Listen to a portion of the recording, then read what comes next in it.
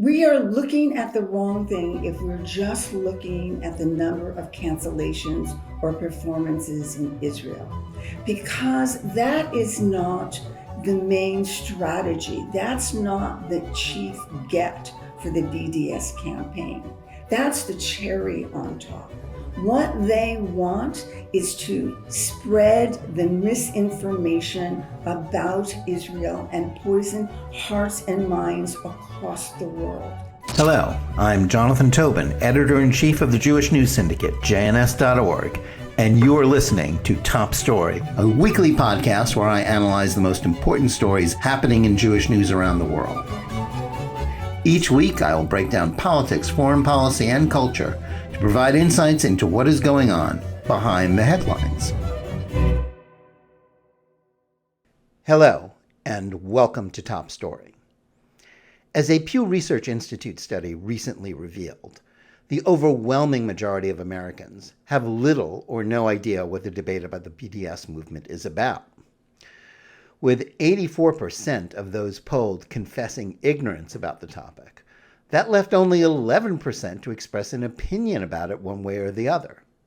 Those who understand the anti-Semitic nature of BDS activism may take some cold comfort from the fact that supporters haven't made all that much headway in the public square. But the fact that only 6% oppose BDS, while a mere 5% backed it, is a frightening result when one considers the consequences of the way many in the left wing of the Democratic Party are buying into exactly the sort of intersectional ideology that is the foundation of BDS lies about Israel. That's the context for the news that a Boston BDS group is promoting a mapping project that is supposed to illustrate how, quote, how local support for the colonization of Palestine is structurally tied to policing, evictions, and privatization locally, and to U.S. imperialist projects worldwide, unquote.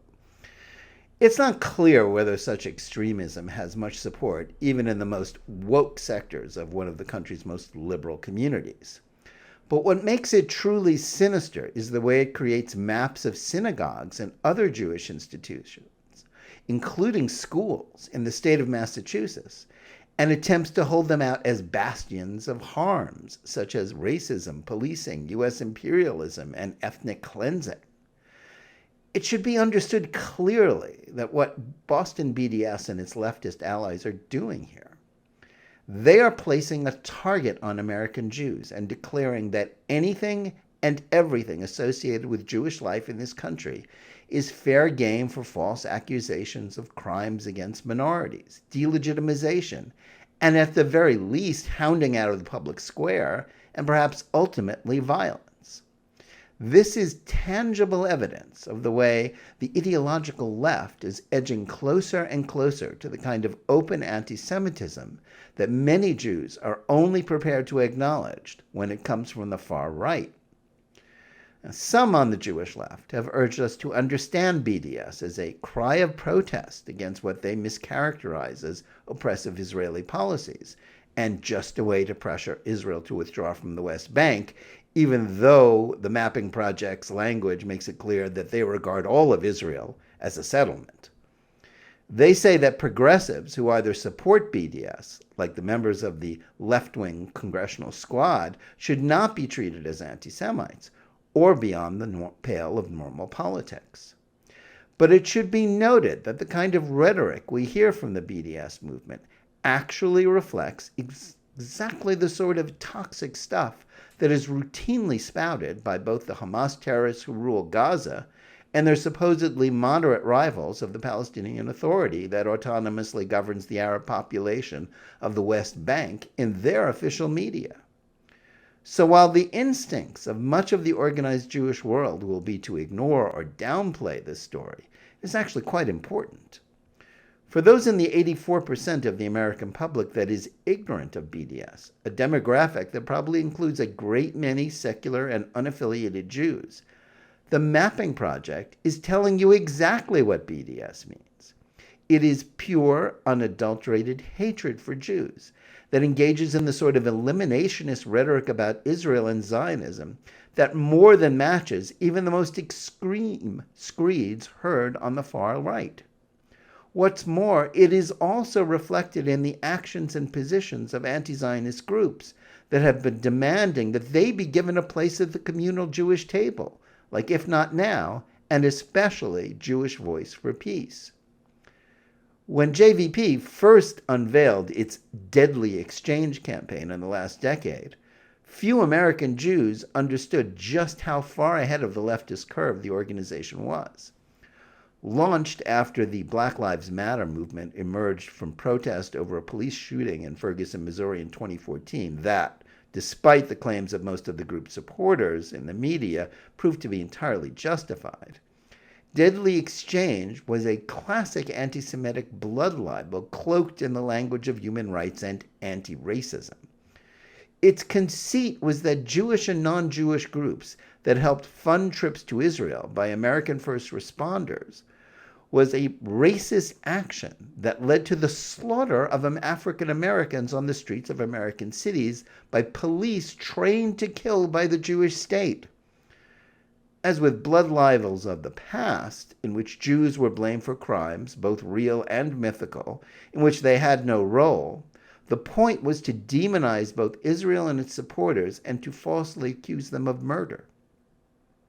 The irony that a group with the word Jewish in its title was employing a classic trope of Jew haters was lost on the leftist group, which was banking on the idea that when it comes to defaming Israel, no limits on rhetorical excess or fabulism need be observed by those whose cause it is to work for Israel's destruction. That this claim was pure fiction was besides the point. Those who were sent to Israel in various programs, a practice that was encouraged and subsidized by largely liberal groups like local Jewish community relations councils or the Anti-Defamation League, were able to benefit from the country's unfortunately vast store of knowledge about dealing with public emergencies, including terrorist attacks that result in mass casualties. They were not taught how to deliberately kill innocent civilians without cause, something that, despite the libels hurled at the Israel Defense Forces for its actions in seeking to suppress the efforts of terrorists like Hamas, the Jewish state forbids such things. JVP hasn't gotten many communities to heed their slanders and ban public employees from going to Israel for training, but the group is undeterred and got a huge boost when, in the aftermath of the police murder of George Floyd in 2020, BLM went mainstream. It was even supported by many Jewish organizations, even if not all of them endorsed the movement's call for defunding the police, which dovetails with the anti-Zionist group's assumption that law enforcement is inherently racist. JVP, a strong supporter of the BDS movement, has been stealing the thunder of liberal Jewish groups like J Street in recent years on college campuses and other woke precincts, where it is allied with Students for Justice in Palestine group. Its ardent support of BLM and its Deadly Exchange libel illustrate how intersectional ideology works. Those who believe that all struggles of oppressed people of color are linked and that all white privilege oppressors are similarly united believe that the Palestinian war on Israel's existence is morally equivalent to the struggle for civil rights in the United States. BLM and its associated ideologies are predicated on the absurd, yet somehow fashionable notion that the cure for racism that the overwhelming majority of Americans rejected generations ago is more racism. By the same token, the BDS movement believes that the one people on the planet who must be deprived of sovereignty in their ancient homeland and left defenseless against genocidal Islamist and nationalist Arab movements are the Jews. Far from promoting peace, its platform is a path to Jewish genocide in Israel. All this amounts to a wake-up call for American Jews, both those who are affiliated with the organized Jewish community and those who never visit any of the sites that the mapping project seeks to target as bastions of everything they think the woke should protest. BDS seeks the destruction of the one Jewish state on the planet and it is, by definition, anti-Semitic. But its intersectional ideas that lead this movement inevitably to a position that treats Jews as hateful oppressors and legitimate objects of protest, something that always leads to violence in the end. BDS isn't about human rights, helping the Palestinians, peace, or justice. At its core and in action, it is a hate group, and all who support it should be treated accordingly. And now to our interview of the week. While pro-BDS groups escalate their rhetoric aimed at fomenting hatred against Jews, the movement to boycott Israel continues to make inroads in both academia and the world of politics, as the ability of BDS supporters like Representatives Ilhan Omar and Rashida Tlaib to rally the left wing of the Democratic Party around them illustrates. But nowhere is the influence of BDS more pernicious than in the world of entertainment and popular culture. There, BDS has won some important supporters, such as former Pink Floyd frontman Roger Waters. More to the point, the movement has served to place pressure on artists not to appear in Israel or to support or advertise Israeli projects. While this hasn't materially damaged the Israeli economy, and there are notable exceptions who will not be stopped from visiting and performing in Israel, it has helped to create an atmosphere in which performers find it increasingly difficult to associate themselves with the Jewish state. This is an industry which is already dominated by liberals and left-wingers to the point where any artist who utters a conservative thought is, if not already established and no longer dependent on ingratiating the Hollywood Twitter mobs, in danger of cancellation.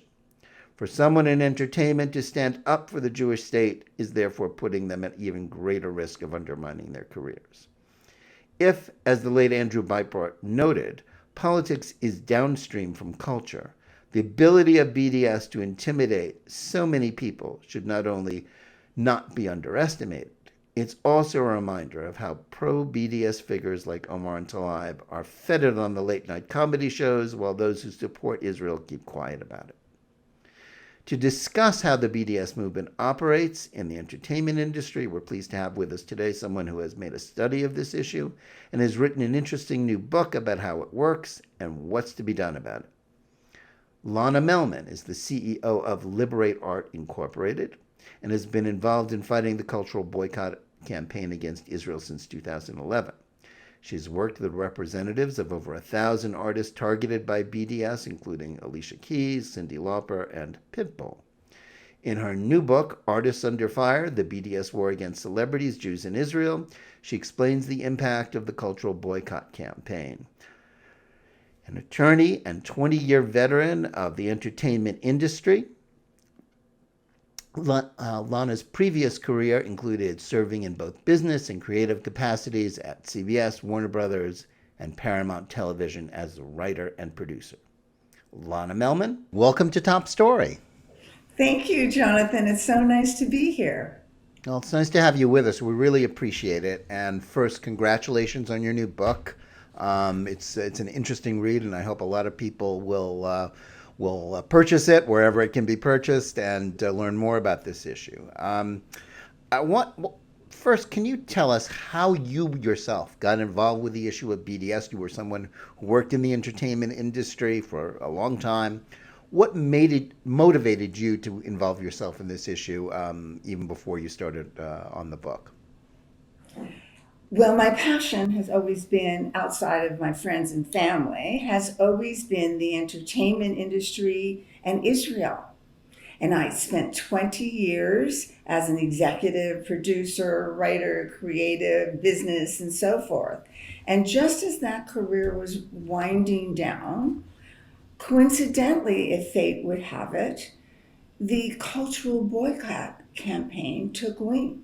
And that was in 2010 is when it took wing. As we know, it started before that in 2005, but it had no momentum, no visibility until 5 years later. And in 2011, I was looking for another opportunity to speak to both my passions, and I was brought in by a group that was of people inside the entertainment industry who were very concerned about this happening. So I took the lead and have now been a leader in countering the cultural boycott campaign against Israel for, well, 11 years. Mm-hmm. Mm-hmm. I think when you noted how its BDS started slow, it didn't have initially much impact.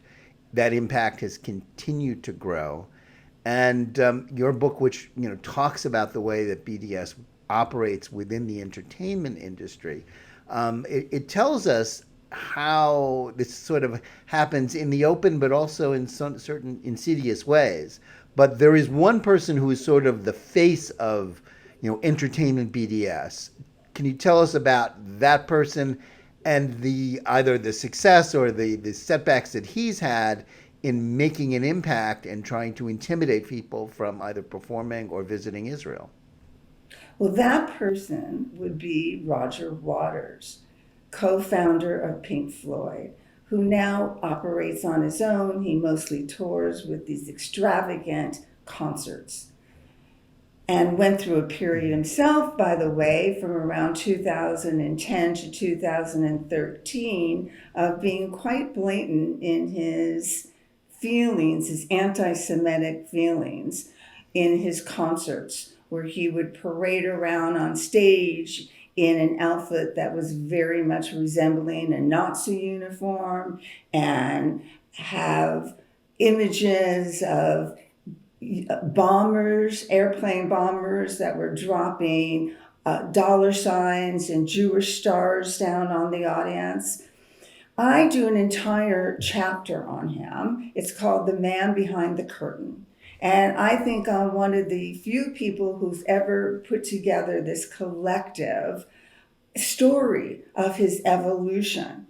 And when he first came about, and this was back in 2006, he was approached to boycott Israel, and he refused. And he used some of the exact arguments and expressed the exact same feeling that other artists today are saying back to him. That they are telling him, I am not, it doesn't matter to me. I'm not going to single out Israel because I don't like any specific policy of its government and punish the entire Israeli fan base because I don't like a particular policy any more than I would do that to the United States or England or Germany. I play for people, not governments. And there are plenty of people within a democracy like Israel with diverse points of view. Well, his evolution changed, and it happened then in 2006. He kept his concert date, but he met with Omar Barghouti, who was the person who was one of the co-founders of the BDS, the Boycott, Sanctions, and Divestment, or Boycott, Divestment, and Sanctions movement. And there was a connection that was made then. But it's still, even then, it was 2006. It took him another 5 years before he came around and officially announced that he was supporting the boycott. And in 2013, he went a step further and made himself the poster boy for the movement and made it his business to reach out both privately and publicly to any entertainer who wanted to go to Israel and try to create a public shame campaign. And he says horrible things about entertainers who not only want to perform there, but really have anything to do with Israel in any positive sense. And he badgers them, he calls them names, he accuses them of supporting human rights violations, and all the things that he falsely accuses Israel of, he associates with these other performers in an attempt to smear them. Yeah, I think before we take an even deeper dive into how Waters and the other BDS movement operatives work to intimidate entertainers. I think we need to define our terms and what exactly BDS, what is its goals, does it engage in anti-Semitism? And you discuss that in your book. Can you tell us a little bit more? Just sort of outline what exactly is Waters advocating? He's not advocating, well, just move Israel's borders, a little bit in one direction or the other, or saying I just criticize his policy. It's much deeper than that, isn't it? Yes, it is. The ultimate goal of the Boycott, Divestment, and Sanctions campaign is to delegitimize and make extinct Israel. They want Israel to be destroyed. They are hoping to make it a one state, which will be predominantly a Arab Palestinian population, and thereby squeeze out the Jews and control the government. So the boycott, the boycott is basically threefold. It's an economic boycott, which says that they don't want the world to buy Israeli products or buy products from businesses that do business with Israel. And then there's the divestment wing of it, which is also really economic because they're urging institutions like churches and college funds to divest their holdings from any, not just Israel companies, but again, companies that do business with Israel. It's an attempt to squeeze them. That has been probably the least successful of the three facets. Then there is the academic boycott.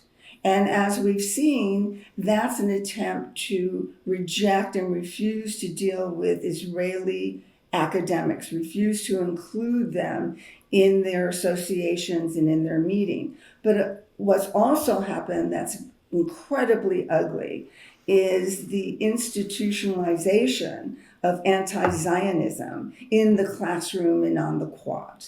And this is probably more dangerous than the boycott of other academics who happen to be Israelis, because it's poisoning a generation. It's feeding them lies about the Jewish homeland.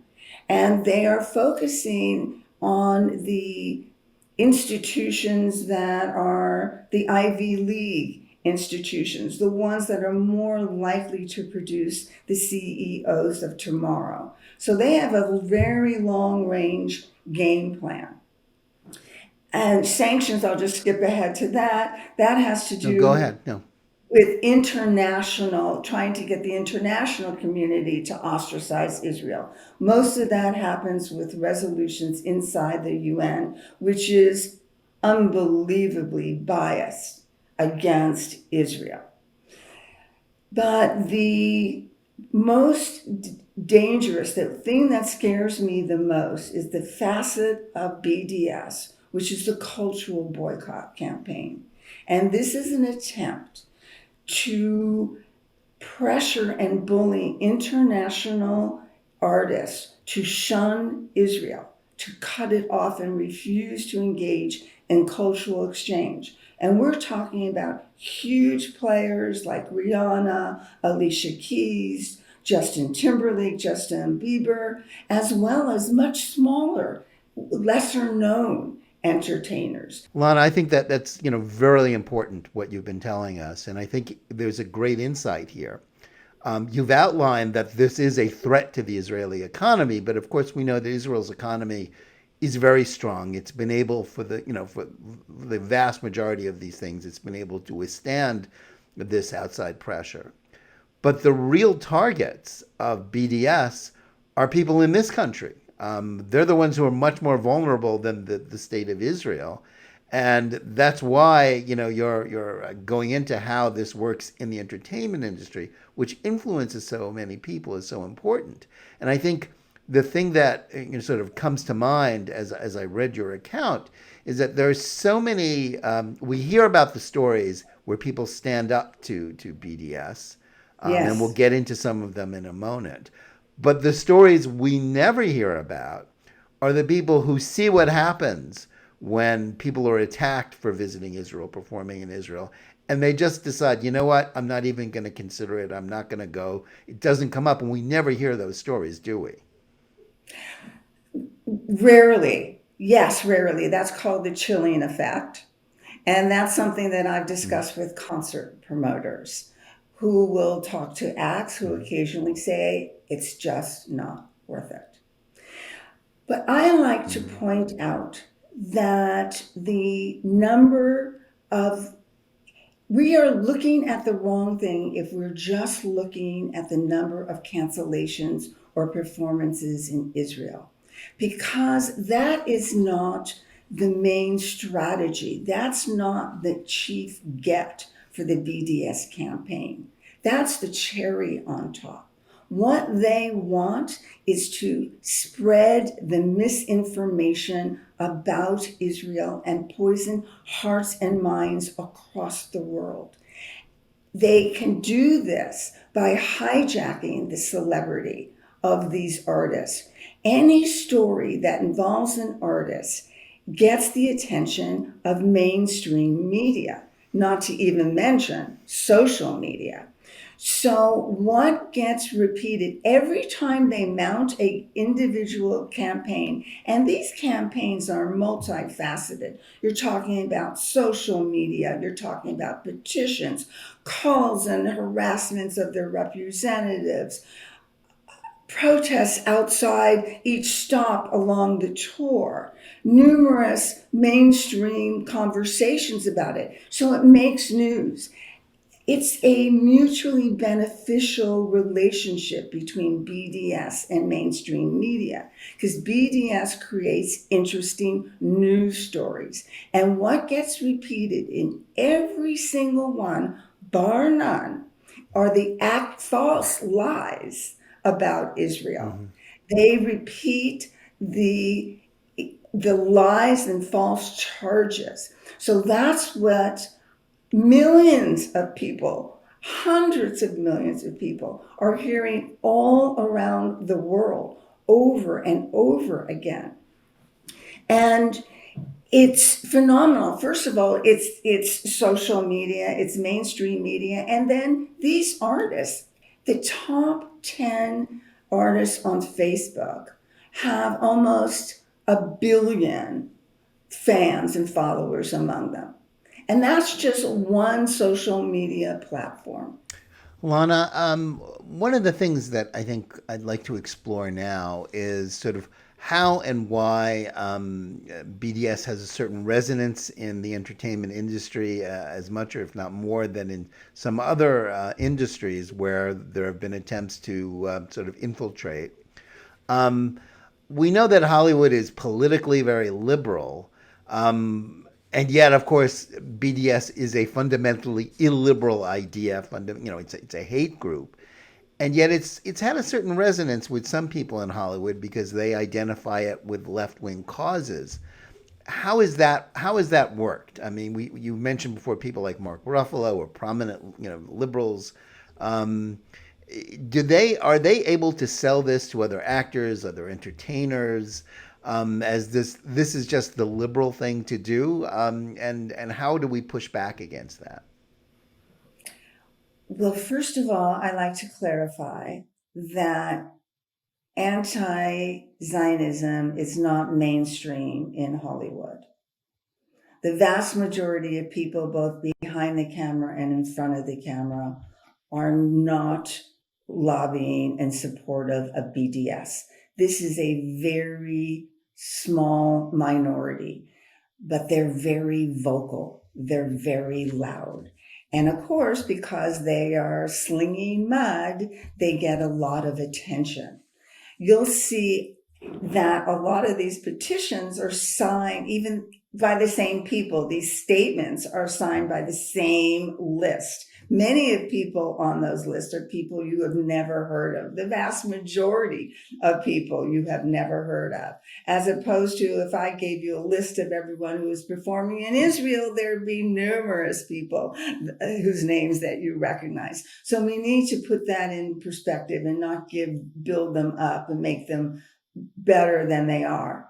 But one of the things I clarify in my book that I think a lot of people don't understand, particularly people who support Israel and get very upset when people like John Oliver, Mark Ruffalo, Dua Lipa bash Israel, is that all of this is a continuum. It's not black and white. It's not just people who are against Israel and people who support its existence. There are people on the far end who are BDS supporters, Roger Water being the most famous and probably the only famous one. And then there are people who bash Israel. And then there are artists who I call fellow travelers, who, because of their progressive politics, are willing to lend their name to statements and petitions. And I kind of view them a little bit, when people vote in elections in this country and they look to organizations that they support to figure out how to vote on certain initiatives or candidates, they think to themselves, well, I agree with the majority of this organization's policies and politics. So if they're supporting candidate X, I'll vote for candidate X. And those are the fellow travelers, the ones that are not that vested, who are going along because of their progressive values. And BDS has described itself as a progressive movement. Yes, that's a good point for you to close on. Lana, I want to thank you for all your insights on this issue that you've given us. Good luck with your book. We also want to thank our audience, whether you're listening to us on Spotify or any of the other podcast platforms, or watching us on YouTube or live on Facebook or Twitter or on JBS TV or the JNS YouTube channel. Please like and or subscribe to Top Story. Give us good reviews. Please write to us at editor@jns.org and let us know where you listen or watch the show and what you think about it. And remember, keep reading and thinking for yourself, and we'll see you again next week.